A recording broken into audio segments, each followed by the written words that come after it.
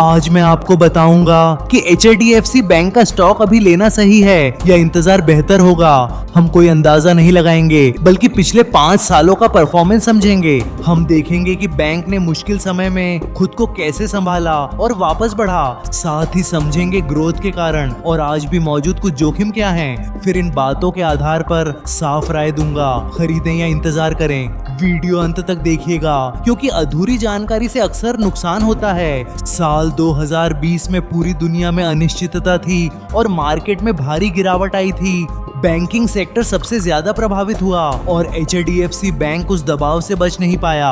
कई निवेशकों ने डर से शेयर बेच दिए क्योंकि भविष्य पर भरोसा मुश्किल था, लेकिन कुछ समझदारों ने इसे अवसर देखा और मजबूत बैंक पर भरोसा रखा। 2021 और 2022 में धीरे धीरे सुधार आया और बैंक की ग्रोथ स्थिर हुई। इस बैंक की खास बात यह है कि यह लगातार और संतुलित तरीके से बढ़ता है। अब बात करते हैं PE रेशियो की। यह बताता है कि स्टॉक महंगा है या सस्ता। HDFC बैंक का PE करीब 19 है, जबकि ICICI का 17 और SBI का 10 है। मतलब HDFC थोड़ा महंगा है, लेकिन उसकी क्वालिटी और स्थिरता बेहतर है। दूसरा टर्म है ROE यानी रिटर्न ऑन इक्विटी, जो बताता है मुनाफा कमाने की ताकत। HDFC बैंक का ROE करीब 15% है, जो बहुत स्वस्थ और भरोसेमंद माना जाता है। यानी बैंक हर 100 रुपये पर 15 रुपए सालाना मुनाफा कमा रहा है। अपनी पिछले 5 साल की तुलना में आज PE थोड़ा नीचे है, जो अच्छा संकेत हो सकता है।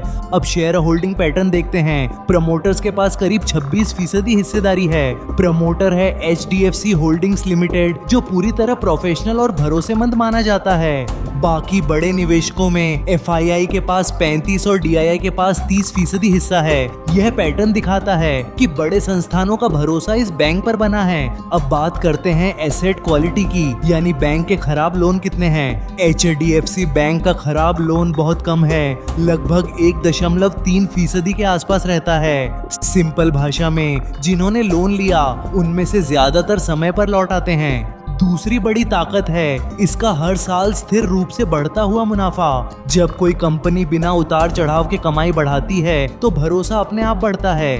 तीसरा पहलू है रिटेल बिजनेस, जहां यह क्रेडिट कार्ड और होम लोन में मजबूत है। लेकिन हर निवेश के साथ जोखिम भी होते हैं, इसे नजरअंदाज नहीं करना चाहिए। हाल में HDFC लिमिटेड के साथ मर्जर हुआ है, जिससे नई चुनौतियां भी आई हैं।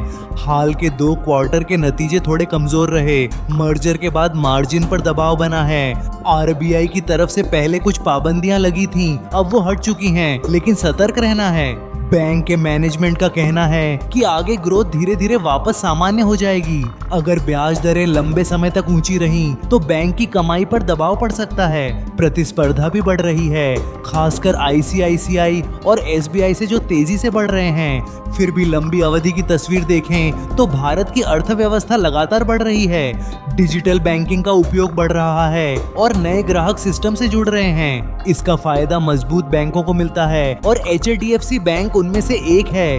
अब निष्कर्ष पर आते हैं, यह बैंक स्थिर और भरोसेमंद जरूर है, लेकिन मौजूदा स्तर पर बिना सोचे निवेश करना समझदारी नहीं होगी।